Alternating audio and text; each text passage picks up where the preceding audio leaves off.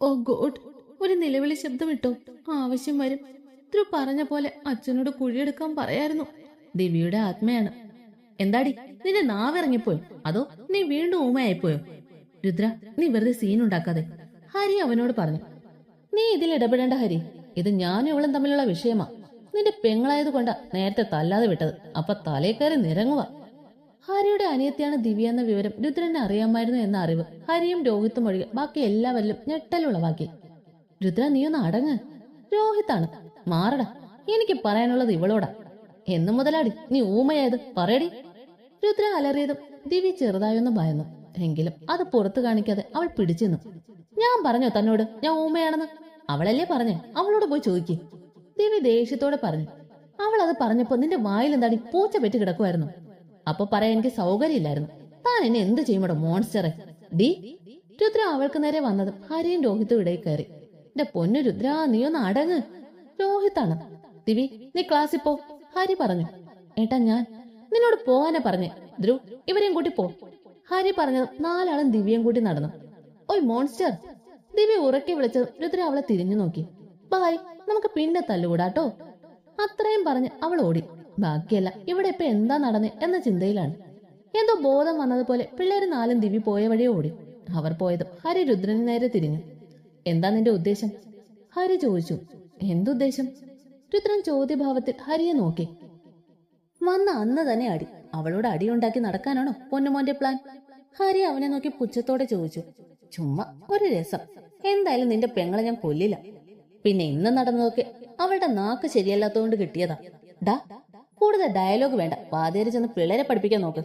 അതും പറഞ്ഞ് രോഹിത്തിനെയും കൂടി രുദ്രൻ പോയി. പിള്ളേര് നാലും ചെല്ലുമ്പോ കാണുന്നത് വാഗമുര ചൂട്ടിലിരിക്കുന്ന ദിവ്യയാണ്. അവളെ കണ്ടത് നാലാളും അങ്ങോട്ട് ചെന്നു. ഒരുമാതിരി കൂതറ പരിപാടി കാണിക്കരുത്. അവളുടെ കയ്യിൽ നിന്ന് ഫോൺ പിടിച്ചു വാങ്ങിക്കൊണ്ട് ധ്രുവ് പറഞ്ഞു. ഛേ, കളഞ്ഞു എന്റെ പബ്ജി. ദിവ്യ നാലാളെ നോക്കി പറഞ്ഞു. അവളുടെ ഒരു പബ്ജി. ദിവ്യയെ നോക്കി പല്ല് കടിച്ചുകൊണ്ട് മാള് പറഞ്ഞത് ദിവ്യ എല്ലാവരെയും നോക്കി നന്നായി ഒന്ന് വിളിച്ചു കാണിച്ചു. എടി നാത്തു, നീ ഒന്ന് അടങ്ങ്. ദിവ്യ പറഞ്ഞു. ദേ ദിവ്യ, ഒന്നങ്ങ് തന്നാലുണ്ടല്ലോ. കാര്യം എന്റെ ചേട്ടനാണേലും ആ കാലിന് ആ ചിന്തയൊന്നുമില്ല. അങ്ങനെയുള്ള അവന്റെ മുന്നിലേക്ക് ഞങ്ങളെ ഇട്ടു കൊടുത്തിട്ട് പോവാൻ നിനക്ക് എങ്ങനെ തോന്നിയടി? ആഹുവാണ്. നിങ്ങൾ മാത്രമല്ലല്ലോ, അവിടെ ഹരിയേട്ടനും രോഹിത്തേട്ടനും ഉണ്ടായിരുന്നില്ലേ? പിന്നെ ഞാൻ അവിടെ നിന്ന എന്നെ ഫിത്തിയിൽ നിന്ന് വടിച്ചെടുക്കേണ്ടി വന്നനെ. ദിവ്യ ഇളിച്ചോണ്ട് പറഞ്ഞു. അതൊക്കെ ഉള്ളതും ഇല്ലാത്തതും കണക്കാ. രുദ്രേട്ടന്റെ ദേഷ്യത്തിന് മുന്നിൽ രണ്ടാളും ഒരക്ഷരം മിണ്ടില്ല. അറിയത് പറഞ്ഞു. ശരിയാ, ആകെ കൂടെ ദാതയും ലിൻഡ ചേച്ചിയും പറഞ്ഞാലേ കേൾക്കുന്നേ. ധ്രുവ പറഞ്ഞു. അതേതാ പുതിയൊരു അവതാരം, ലിൻഡ? ദിവ്യ കണ്ണുകൾ കുറിപ്പിച്ചുകൊണ്ട് ചോദിച്ചു. പുതിയതൊന്നും അല്ല, പഴയത് തന്നെയാ. മാള് പറഞ്ഞു. അച്ഛന്റെ ഫ്രണ്ടിന്റെ മോള, ഏട്ടന്റെ ബെസ്റ്റി. ഇപ്പൊ ലണ്ടനിൽ മോഡലിംഗ് ചെയ്യുന്നു. ആഹു പറഞ്ഞു. ഓ അങ്ങനെ. ദിവ്യ തലയാട്ടി. അതൊക്കെ പോട്ടെ.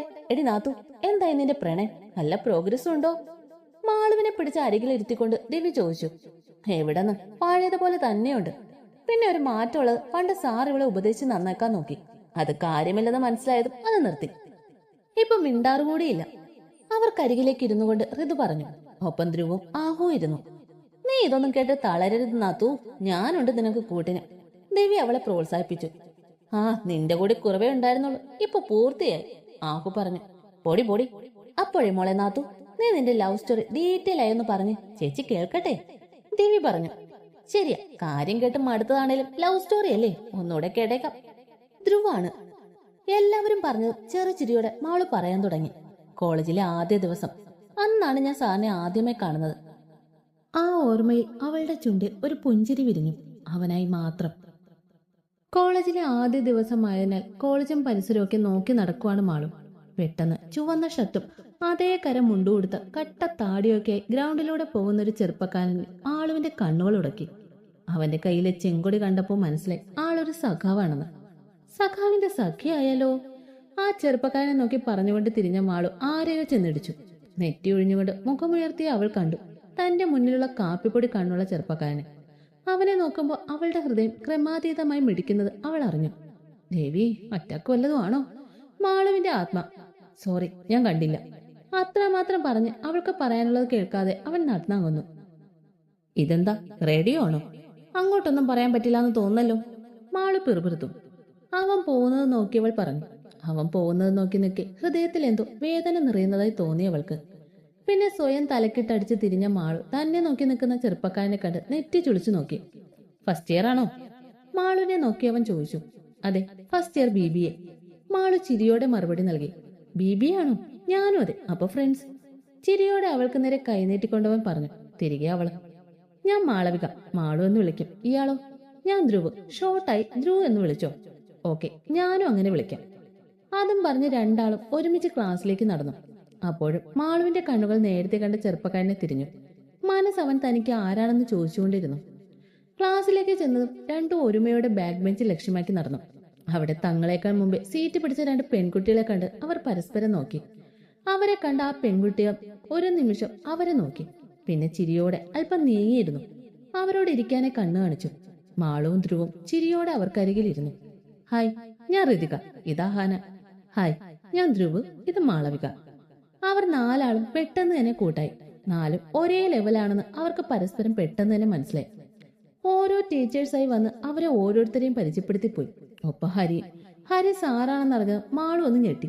കൂടാതെ ധ്രുവിന്റെ ചേട്ടനാണെന്ന് കൂടി അറിഞ്ഞതും ഞെട്ടൽ പൂർത്തിയായി. ദിവസങ്ങൾ മുന്നോട്ട് പോകുന്തോറും നാല് നല്ല കൂട്ടായി. വീട്ടിലെ വിശേഷങ്ങളും ജീവിതത്തിലെ ഓരോ നിമിഷങ്ങളും അവർ പരസ്പരം പങ്കുവച്ചു. ധ്രുവിന്റെ വാക്ക് നിറയെ ദിവ്യായിരുന്നു നിറഞ്ഞു നിന്നിരുന്നത്. ഒരു നിമിഷം അവർ തമ്മിൽ പ്രണയമാണോ എന്ന് പോലും അവർ സംശയിച്ചു. എന്നാൽ പ്രണയമല്ല, അതിലും മനോഹരമായ സാഹോദര്യവും സൗഹൃദവുമാണ് അവർക്കിടയിൽ നിന്ന് തിരിച്ചറിയാൻ അധികം സമയം വേണ്ടി വന്നില്ല. ധ്രുവിന്റെ സുഹൃത്തുക്കളായതിനാൽ മാളുവിനോടും ഋതുവിനോടും ആഹുവിനോടും ഹരി നല്ല കൂട്ടായിരുന്നു. സാറായതിനാലും ധ്രുവിന്റെ ബ്രദർ ആയതിനാലും ഹരിയെ കാണുമ്പോൾ ഉയരുന്ന നെഞ്ചെടുപ്പിന് മറ്റൊരർത്ഥം നൽകാതെ മാളു ശ്രദ്ധിച്ചു. മാസങ്ങൾ കടന്നുപോയി. അവർക്കിടയിലെ സൗഹൃദം വളർന്നു. നേരെ കണ്ടില്ലെങ്കിലും ഫോൺ കോളിലൂടെ ദിവ്യ അവരിൽ ഒരാളായി മാറിയിരുന്നു. ദിവസങ്ങൾ കടന്നു പോകെ ഹരിയോട് തനിക്കുള്ളത് പ്രണയമാണെന്ന് മാളു തിരിച്ചറിഞ്ഞു. എന്നാലും അത് ധ്രുവിനോട് തെറ്റ് ചെയ്യുന്നത് പോലെയാണെന്ന ചിന്ത അവളെ അതിൽ നിന്ന് പിന്തിരിപ്പിക്കാൻ പ്രേരിപ്പിച്ചു. ദിവസങ്ങൾ കടന്നു പോകെ ഹരിയെ കാണുമ്പോഴുള്ള മാളുവിന്റെ മാറ്റം ധ്രുവ് ശ്രദ്ധിച്ചു തുടങ്ങി. ആദ്യം കാര്യമാക്കിയില്ലെങ്കിലും ഋതു ആഹു സംശയം പ്രകടിപ്പിച്ചത് മാളുവിനോട് ചോദിക്കാൻ മൂന്നാളും തീരുമാനിച്ചു. ഒടുവിൽ അവരോട് എല്ലാം മാളു തുറന്നു പറഞ്ഞു. എന്നാൽ അവളെപ്പോലെ ഞെട്ടിച്ചുകൊണ്ട് ധ്രുവ് അവൾക്ക് സപ്പോർട്ടായി കൂടെ നിന്നു. അത് മാളുവിനും ധൈര്യം നൽകി. എത്രയും വേഗം ഹരിയോട് ഇഷ്ടം പറയണമെന്ന് തീരുമാനമെടുത്തു. ദിവസങ്ങൾ കടന്നുപോയി. മാളു മൗനമായി ഹരിയെ പ്രണയിച്ചു. ഇന്ന് അവരുടെ കോളേജ് ഡേ ആണ്. പിള്ളേരെല്ലാവരും ഓരോ തിരക്കിലാണ്. അവരുടെ പ്രതീക്ഷകൾക്ക് 8ന്റെ പണി കൊടുത്തുകൊണ്ട് മഴയും. വരാന്തയിൽ മഴ പോകാനായി കാത്തു നിൽക്കുവാണ് മാളു. ബാക്കി മൂന്നും ഓഡിറ്റോറിയത്തിലാണ്. ദേവി, പെട്ടെന്ന് ചെന്നില്ലെങ്കിൽ മൂന്നും കൂടി എന്നെ കൊല്ലുമല്ലോ. മാളു പിറുപിറുത്തു. മാളു. പെട്ടെന്നൊരു വിളി കേട്ടതും മാളു ഞെട്ടിത്തിരിഞ്ഞു നോക്കി. തനിക്കരികിലേക്ക് വരുന്ന ഹരിയെ കണ്ടതും അവളുടെ കണ്ണുകൾ വിടർന്നു. അവനും അവളെ ഒന്ന് നോക്കി. ഒരു ബ്ലാക്ക് സിമ്പിൾ വർക്ക് ഷിഫോൺ സാരിയാണ് വേഷം. മുടി അഴിച്ചിട്ടിരിക്കുന്നു. കാതിൽ ബ്ലാക്ക് സ്റ്റഡ്, കയ്യിൽ ബ്ലാക്ക് കുപ്പിവിളകൾ. താനെന്താ ഇവിടെ? ഹരി അവളെ നോക്കി ചോദിച്ചു. അത് ബാഗ് ക്ലാസ്സിൽ വെക്കാൻ വന്നതാ. ഇറങ്ങിയപ്പോഴാ മഴ, അതാ ഇവിടെ നിന്നേ. ബാക്കി മൂന്നും എവിടെ? അവർ ഓഡിറ്റോറിയത്തിലാ. ഞാനും അവിടേക്ക് പോകാൻ നിന്നതാ. എന്നാ വാ, ഞാനും അവിടേക്കാ. കയ്യിൽ കരുതിയ കുട തുറന്നുകൊണ്ട് ഹരി പറഞ്ഞതും മാളു അവനെ നോക്കി നിന്നു. നീ ഇതെന്ത് നോക്കി നിൽക്കുക? വരാൻ നോക്ക്. ഇവിടെ എങ്ങും ആരുമില്ല, ഒറ്റയ്ക്ക് നിൽക്കണ്ട. അതും പറഞ്ഞ് അവളുടെ കൈയിൽ പിടിച്ച് കുടക്കീഴിലേക്ക് നിർത്തി. മാളു അത്ഭുതത്തോടെ അവനെ നോക്കി. പിന്നെ ചെറുചിരിയോടെ അവനൊപ്പം നടന്നു. സർ. കുറച്ചു ദൂരം മുന്നോട്ട് നടന്ന് മാളു അവനെ വിളിച്ചു. അവനൊന്ന് മൂളി. എനിക്കൊരു കാര്യം പറയാനുണ്ടായിരുന്നു. മാളു പറഞ്ഞതും അവൻ നടത്തം നിർത്തി അവളെ ചോദ്യഭാവേനെ നോക്കി. അത് പിന്നെ എനിക്ക് മാളുവിന് തന്റെ ശരീരം വിറയ്ക്കുന്നതായി തോന്നി. എന്താടോ? അത് സർ, എനിക്ക് സാറിനെ ഇഷ്ടമാണ്. I love you. കണ്ണടച്ച് ഒറ്റ ശ്വാസത്തിൽ അവൾ പറഞ്ഞു. അല്പം കഴിഞ്ഞതും പ്രതികരണം ഒന്നുമില്ലെന്ന് കണ്ടതും മാളു പതിയെ മിഴികൾ തുറന്ന് അവനെ നോക്കി. തന്നെ നോക്കി നിൽക്കുന്ന ഹരിയെ കാണുന്തോറും അവളുടെ നെഞ്ചിരിപ്പ് ഉയർന്നു. എനിക്കറിയാമായിരുന്നു. ഹരിയുടെ മറുപടി കേട്ടതും മാളു ഞെട്ടി. സാർ. അവൾ ഒരു പകപ്പോടെ അവനെ നോക്കി. എന്റെ ഒരു സ്റ്റുഡന്റിന് എന്നോടുള്ള പെരുമാറ്റത്തിൽ മാറ്റം വന്ന അത് ഞാൻ തിരിച്ചറിയാതെ ഇരിക്കുമെന്ന് തനിക്ക് തോന്നിയോ? ഒരിക്കലുമില്ല. പിന്നെ ഞാൻ എന്തുകൊണ്ട് ഇതിനെപ്പറ്റി ചോദിച്ചില്ല എന്നാവും താൻ ചിന്തിക്കുന്നതല്ലേ? ഹരി പറഞ്ഞു. മാളു അതേ എന്ന് തല ചലിപ്പിച്ചു. ഇതൊക്കെ ഈ പ്രായത്തിൽ സ്വാഭാവികമാണ് മാളവിക. കുറച്ചു കഴിയുമ്പോൾ അത് കുട്ടിക്ക് സ്വയം മനസ്സിലാവും. അന്നോർത്ത് ചിരിക്കാനുള്ള തമാശ അത് മാത്രമാണിത്. വെറും ഒരു അട്രാക്ഷൻ. അത് താൻ തന്നെ തിരിച്ചറിയും എന്ന് തോന്നിയത് കൊണ്ടാണ് ഞാനൊന്നും. ഹരി പറഞ്ഞു പൂർത്തിയാക്കും മുമ്പേ മാളു അവനെ കൈ ഉയർത്തി തടഞ്ഞു. സാൻ എന്നെ ഇഷ്ടമല്ല എന്നാണെങ്കിൽ അത് പറഞ്ഞാൽ മതി. അല്ലാതെ എന്റെ പ്രണയത്തെ വില കുറച്ച് കാണരുത്. എന്റെ പ്രണയം വെറും അട്രാക്ഷൻ ആണെന്ന് പ്രായത്തിന്റെ തോന്നലാണെന്ന് പറഞ്ഞ് തള്ളിക്കളയരുത്. പ്രണയവും അട്രാക്ഷനും തിരിച്ചറിയാനുള്ള പ്രായമൊക്കെ എനിക്കായി. ഇഷ്ടം തോന്നി, അത് തുറന്നു പറഞ്ഞു. സാറിന് ഇഷ്ടമല്ലെങ്കിൽ വേണ്ട, ഞാൻ നിർബന്ധിക്കില്ല. പക്ഷെ ഞാൻ സാറിനെ പ്രണയിക്കും, എന്റെ മരണം വരെ. അതിനെനിക്ക് സാറിന്റെ അനുവാദം വേണ്ട. അത്രമാത്രം പറഞ്ഞ് മാളു പോയി. അവളുടെ കണ്ണുകൾ നിറഞ്ഞൊഴുകി. അന്ന് ആ മഴയത്ത് സാറിനോട് അതൊക്കെ പറഞ്ഞ് അവിടെ നിന്ന് ഇറങ്ങിയപ്പോൾ എന്ത് ചെയ്യണമെന്ന് എനിക്കറിയില്ലായിരുന്നു. വിട്ടുകൊടുക്കാൻ മനസ്സനുവദിച്ചില്ല.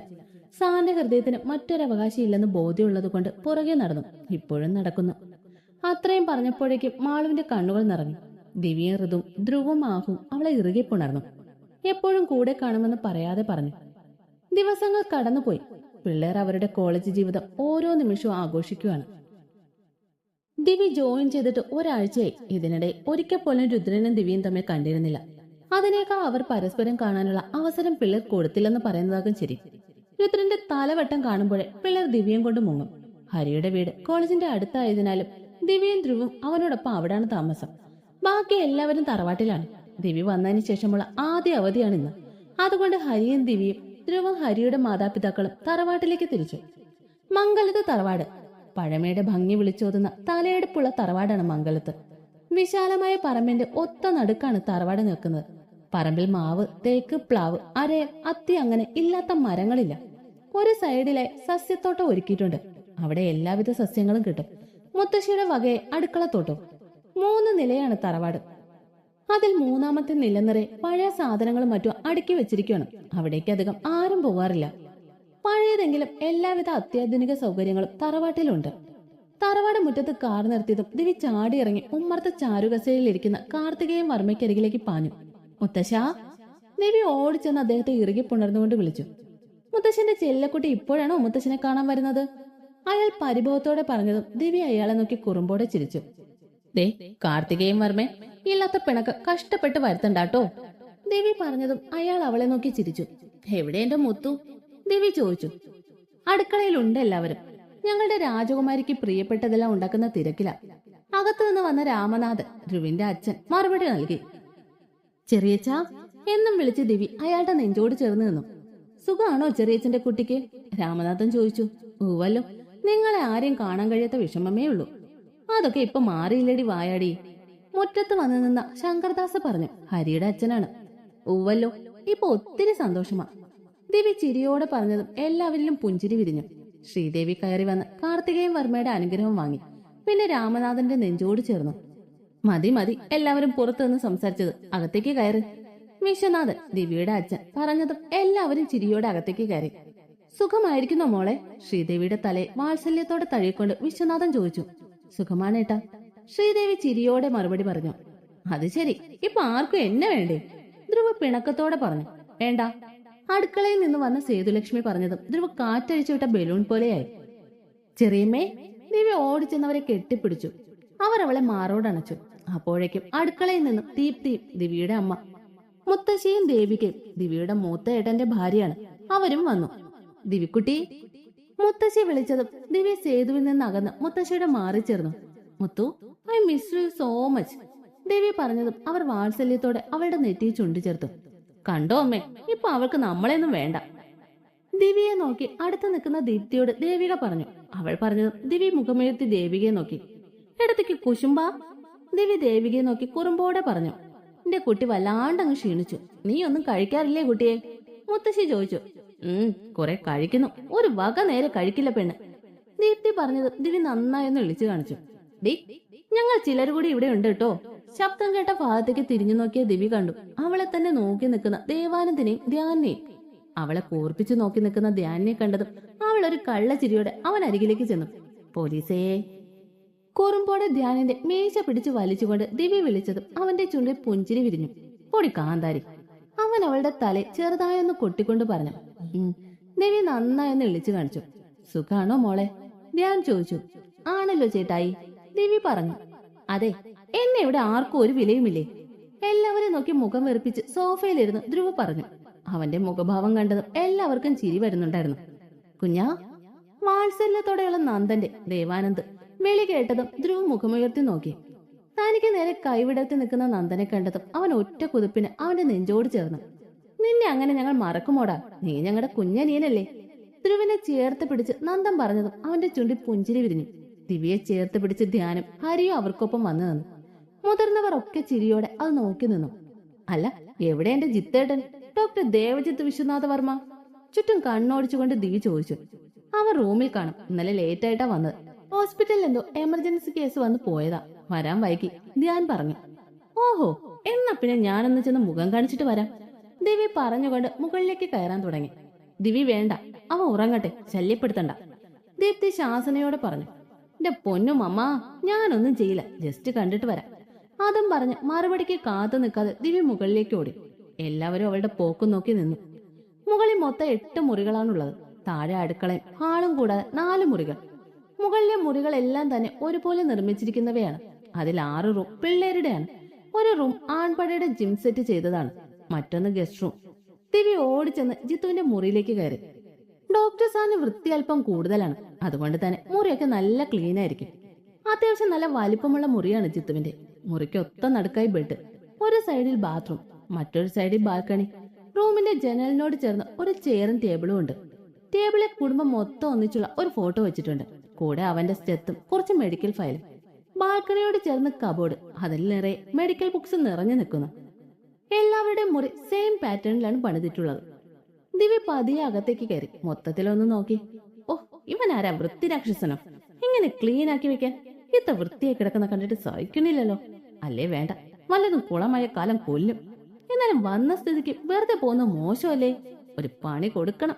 എന്ത് കൊടുക്കും? ബെഡിൽ നിഷ്കളങ്കമായി ഉറങ്ങുന്ന ജിത്തുവിനെ നോക്കി അവൾ ആലോചിച്ചു. പെട്ടെന്ന് എന്തോ ഓർത്തുന്ന പോലെ ദിവ്യ തൊട്ടടുത്ത മുറിയിലേക്ക് കയറി. നന്ദന്റെ മുറിയായിരുന്നു അത്. അവൾ കയറിയതും കണ്ടു ബെഡിൽ കിടന്നുറങ്ങുന്ന ദേവൂട്ടനെ. ദേവർഷ്, നന്ദന്റെ മകൻ, 6 വയസ്സായി. അവനെ ഒന്ന് നോക്കി ദിവ്യ ശബ്ദം ഉണ്ടാക്കാതെ ടേബിളിൽ ഇരുന്ന ദേവികയുടെ ഐലൈനറും സിന്ദൂരവും എടുത്ത് ജിത്തുവിന്റെ റൂം ലക്ഷ്യമാക്കി ഓടി. അകത്തേക്ക് കയറി ബെഡിൽ ജിത്തുവിനരികിലായി ദിവ്യ ഇരുന്നു. അവനെ ഉണർത്താതെ ഐലൈനർ കൊണ്ട് കണ്ണുകൾ എഴുതി. നെറ്റിയിൽ വലിയൊരു പൊട്ടും കവളെ കുഞ്ഞുവാകൾക്ക് തൊടുന്നത് പോലെ തൊട്ടു. സിന്ദൂര അല്പം വെള്ളം ചേർത്ത് അവന്റെ ചുണ്ടി തേച്ചു. മൊത്തത്തിലൊന്ന് ഒരുക്കിയെടുത്തു. അതൊരു ഫോട്ടോ എടുത്ത് ശബ്ദം ഉണ്ടാക്കാതെ താഴേക്ക് ഓടി.